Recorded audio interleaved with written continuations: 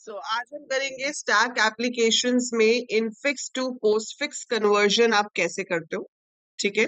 Along with that stack को use करके हम ये कैसे चेक कर सकते हैं कि एक स्ट्रिंग पैलिंड्रोम है या नहीं।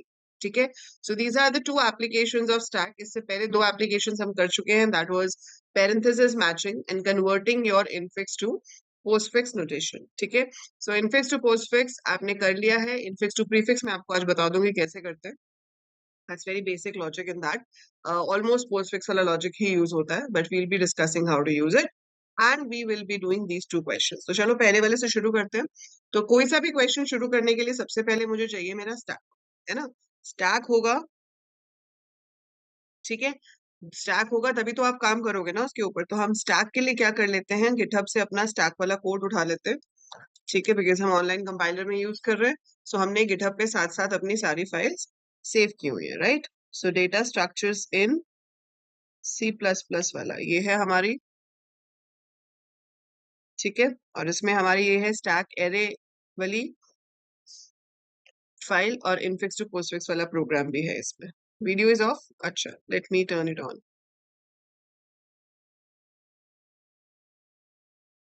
सो यहाँ गिटहब से हम अपनी स्टैक वाली क्लास उठा लेते हैं।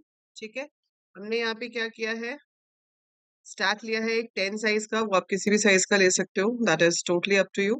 सो सबसे पहले हम लॉजिक डिस्कस करेंगे कि क्या है, और उसके बाद हम इस क्लास को यूज करेंगे अपने कोड में।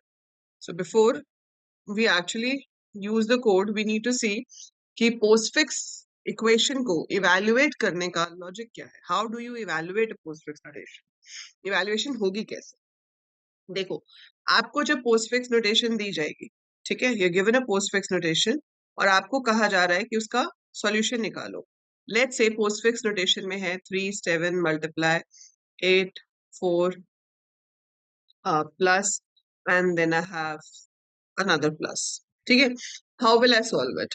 सो इसका बेसिक लॉजिक ये है कि आपके एक्सप्रेशन में आपके पास ऑपरेंड भी हो सकता है, आपके पास ऑपरेटर भी हो सकता है, and it's a postfix notation, that means operator हमेशा ऑपरेंड के पीछे होगा। So operator will always be after the operand. तो 3, 7, स्टार है, तो ये क्या करेगा, जब आपके पास ऑपरेंड आता है push it in the stack. So 3 मेरे पास स्टैक में चला गया, फिर मेरे पास आया 7, 7 स्टैक में चला गया, फिर आया मल्टीप्लाई। जब कोई ऑपरेटर आएगा, whenever you get an operator we are going to pop the top two values। तो हम टॉप टू वैल्यूज को पॉप करेंगे, ये दोनों पॉप हो जाएंगे, मल्टीप्लाई होंगे क्योंकि मल्टीप्लाई का साइन है। सो 3 × 7 = 21, जो रिजल्ट आएगा वो वापस पुश हो जाएगा। ठीक है। So pop the top two operands, perform the operation and push the result back into your stack। तो आपका जो भी रिजल्ट है वो वापस स्टैक में पुश हो गया। उसके बाद आया हमारे पास 8, 8 भी स्टैक में जाएगा, 4 भी स्टैक में जाएगा, फिर आया प्लस। अब जब प्लस आया तो टॉप टू वैल्यूज पॉप होंगी, उसके ऊपर ऑपरेशन परफॉर्म होगा। 8 + 4 कितना है, 12। तो यहाँ पर 12 आ जाएगा, दैट इज इट। उसके बाद फिर आया प्लस, अब फिर प्लस आएगा तो टॉप टू वैल्यूज पॉप होंगी, इनको ऐड करेंगे, जो रिजल्ट आएगा वो वापस पुश हो जाएगा। जब आपकी ये एक्सप्रेशन खत्म होगी तो स्टैक में हमारे पास एक ही वैल्यू रह जाएगी, और वो जो एक वैल्यू रह जाएगी दैट इज योर आंसर। सो 33 इस एक्सप्रेशन का आंसर। ठीक है। अब इसमें भी एक चीज ध्यान से देखो, अगर ये प्लस ना होता, ये माइनस होता। ठीक है।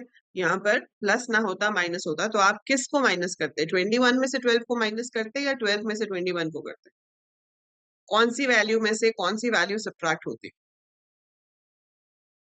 तो ये चीज का ध्यान रखना बहुत जरूरी है कि जो पहले पॉप होके आएगा वो आपका ऑपरेंड 2 होगा।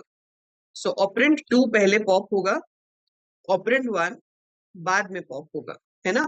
तो आपको हमेशा क्या करना है, O1 माइनस O2 या O1 डिवाइडेड बाय O2। देखो, प्लस और मल्टीप्लाई में तो कोई फर्क नहीं पड़ता, प्लस और मल्टीप्लाई में चाहे आप A × B करो या B × करो एक ही बात आता है। ऐड भी करेंगे तो 5 + 3 करो या 3 + 5 करो एक ही बात आती है। लेकिन it is important in case of subtraction and in case of division. तो जब हम सब्ट्रैक्शन और डिविजन करते हैं तो बहुत इंपॉर्टेंट होता है कि आप किस वैल्यू में से किसको सब्ट्रैक्ट या डिवाइड कर रहे हो। ठीक है। तो अगर आप 8/4 करोगे तो 2 आएगा, 4/8 will give you different result. तो ये हमेशा ध्यान रखना है कि नीचे वाली वैल्यू में से ऊपर वाली वैल्यू के साथ हमने ऑपरेशन परफॉर्म कराना है। ठीक है, सो ये इतना सा काम है इसके अंदर। क्या काम है कि जब भी ऑपरेंड हो push it in the stack, जब भी ऑपरेटर हो pop the top to values, perform the operation and push the result back in the stack. ठीक है, अब इसका हमें करना है कोड। सो अब हम देखते हैं इसका कोड कैसे होगा। स्टैक वाली क्लास में देखो मैं कोई चेंज नहीं कर रही हूँ, स्टैक वाली क्लास मेरे पास जैसी थी वैसी है। I am not modifying anything in this. ठीक है, ये मेरे पास है, बस ये डेटा इंसर्टेड वाला मैसेज हमें अब नहीं चाहिए तो इसको मैंने कमेंट कर दिया। ठीक है, पॉप हो गया हमारे पास, डिस्प्ले है, टॉप मोस्ट एलिमेंट देखने के लिए फंक्शन है। ठीक है जी, यहाँ पर अपना काम शुरू करते हैं। कैसे शुरू करेंगे हम? हमने लिखा कैर एक्सप्रेशन। जो एक्सप्रेशन है वो तो एक कैरेक्टर मतलब स्ट्रिंग की फॉर्म में ही आएगी आपके पास। सो आपने ये ले लिया। इसके अलावा आपको क्या चाहिए होगा? इंट आई। ऑपरेंड्स हम यहाँ पर इंटेजर ही ले रहे हैं, हम अभी फ्लोटिंग पॉइंट को कंसिडर नहीं कर रहे हैं, उसमें आपको काफी काम करना पड़ेगा। उसमें हमें डॉट भी देखना पड़ेगा कहाँ आता है, फिर उसके हिसाब से उसको कन्वर्ट करना पड़ेगा। So that is a long task to do. तो अभी हम ये एज्यूम करके चल रहे हैं कि हमारे पास जो नंबर्स हैं वो सब सिंगल डिजिट इंटेजर्स हैं। ठीक है, तो सिंगल डिजिट इंटीजर्स के ऊपर हम कैसे काम कर रहे हैं, क्योंकि otherwise you will not be able to differentiate. वो हम आगे इसको मॉडिफाई कर सकते हैं कि हाँ हम डबल ट्रिपल डिजिट्स हैं तो उसके बाद हमें एक उसमें सिंबल रखना पड़ेगा, जैसे कॉमा मैंने यहाँ पर आपको लेके दिखाया कि पहला नंबर है उसके बाद कॉमा है, फिर दूसरा नंबर है उसके बाद कॉमा है। तो अगर आप एक से ज्यादा डिजिट्स का एज्यूम कर रहे हो तो उसके लिए हमें कॉमास या कुछ सिंबल्स बीच में रखने पड़ेंगे जिससे हम आइडेंटिफाई कर सकें कि अलग अलग ऑपरेंड्स क्या है। बट अभी के लिए to just understand the application of stack, तो हमारा पर्पस अभी इस सॉल्यूशन से ये है कि हम एप्लीकेशन ऑफ स्टैक को समझें rather than getting into the details of कि फ्लोटिंग पॉइंट नंबर कैसे आएगा, 3 डिजिट नंबर कैसे आएगा, है ना। सो यहाँ पर अभी ये कि इसमें स्टैक कैसे अप्लाई हो रहा है। तो हम एज्यूम करके चल रहे हैं कि जो एक्सप्रेशन है उसमें operand is a single digit of. ठीक है, तो आपने यहाँ पर दो वेरिएबल्स ले लिए, वैल वन वैल टू, जिसके ऊपर ऑपरेशन परफॉर्म होगा। एक हमने ले लिया रिजल्ट के लिए। ठीक है, और कोई चाहिए होगा तो बीच में ले लेंगे।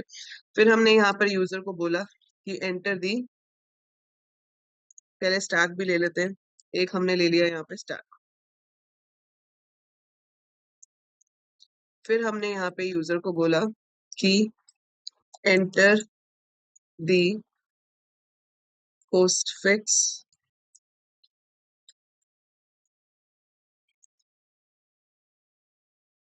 एक्सप्रेशन।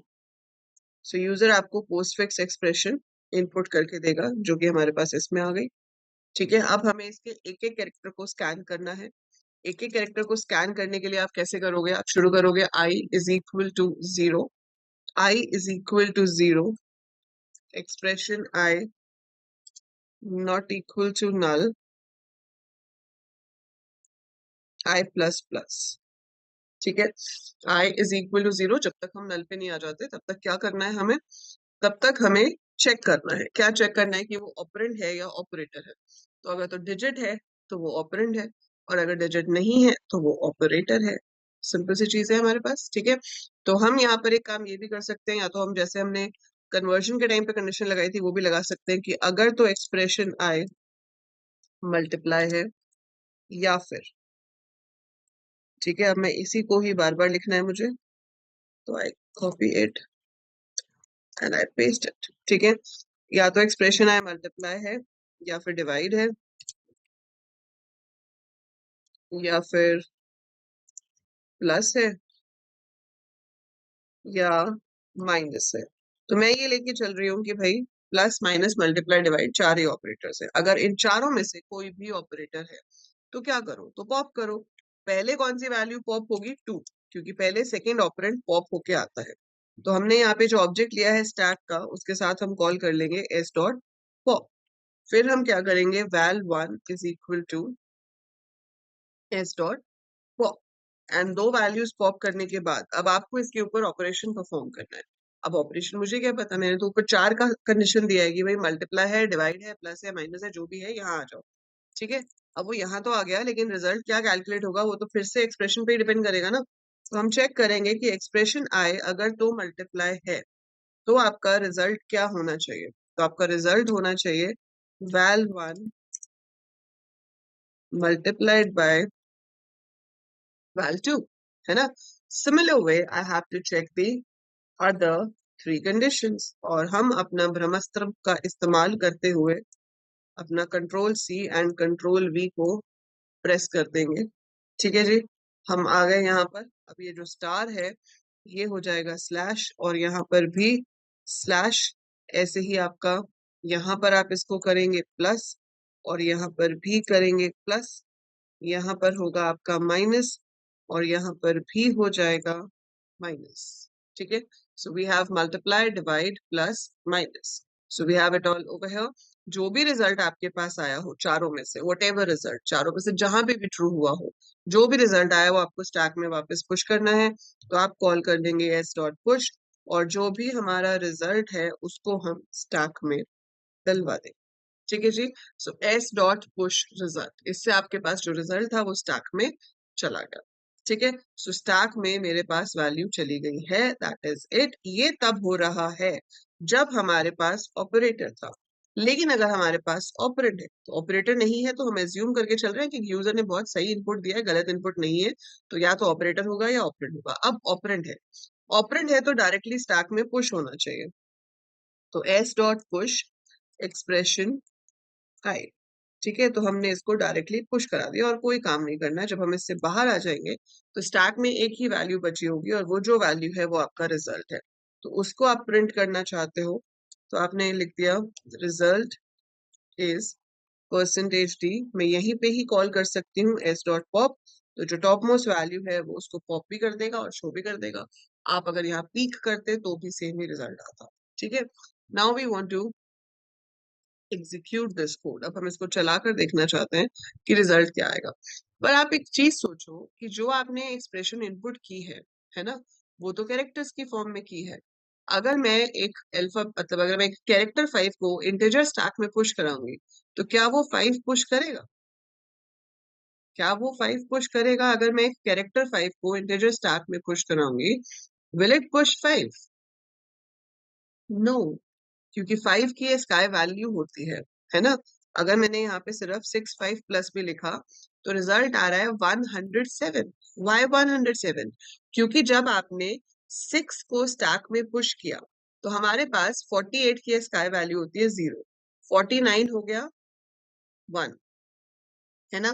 49 हो गया 1, 50 हो गया 2, 51 हो गया 3, 52 हो गया 4, 53 हो गया 5 एंड 54 हो गया 6। 54 प्लस 53 वो कर रहा है, 54 plus 53, that is 107. So it's basically adding the ASCII values of 6 and 5, क्योंकि 6 कैरेक्टर था। जब आपने उसको इंटीजर एरे में पुश किया तो 6 की ASCII वैल्यू जाकर स्टैक में स्टोर हुई, which is 54। ठीक है, और उसके बाद आपने क्या किया, 5 को पुश किया तो पुश हुआ 53। अब जब वो पॉप करेगा तो 54 और 53 को ऐड करके रिजल्ट आया 107। तो हमें ये तो नहीं चाहिए, हम तो उसको इंटीजर में कन्वर्ट करना चाहते हैं। तो उसके लिए आपके पास दो ऑप्शंस हैं। एक हमारे पास फंक्शन होता है ए टू आई। ए टू आई की हेल्प से आप एस्काई टू इंटीजर कन्वर्ट कर सकते हो। तो वो ए टू आई फंक्शन के लिए C type dot H header file होती है जिसको हम इंक्लूड कर सकते हैं, we can work on it. दूसरा एक और इजी ऑप्शन है, बहुत ही इजी ऑप्शन, जिसके लिए आपको कोई हेडर फाइल इंक्लूड करने की जरूरत नहीं है। आप इसमें से सीधे सीधे 48 माइनस कर दो। बाय 48, क्योंकि 48 is the sky value for 0। तो 48 जो है वो क्या है, आपके 0 की स्काई वैल्यू है। तो अगर मैंने 48 उसमें से माइनस कर दिया, ठीक है, तो मैंने अगर इसमें से 48 माइनस कर दिया तो अपने आप वो जो नॉर्मल वैल्यू उसकी बन रही है उसके अकॉर्डिंगली वो स्टोर हो जाएगा। सो अब अगर मैं यहाँ पे रन करती हूँ और मैं अब एंटर करती हूँ 6 5 plus, so I am getting 11, है ना।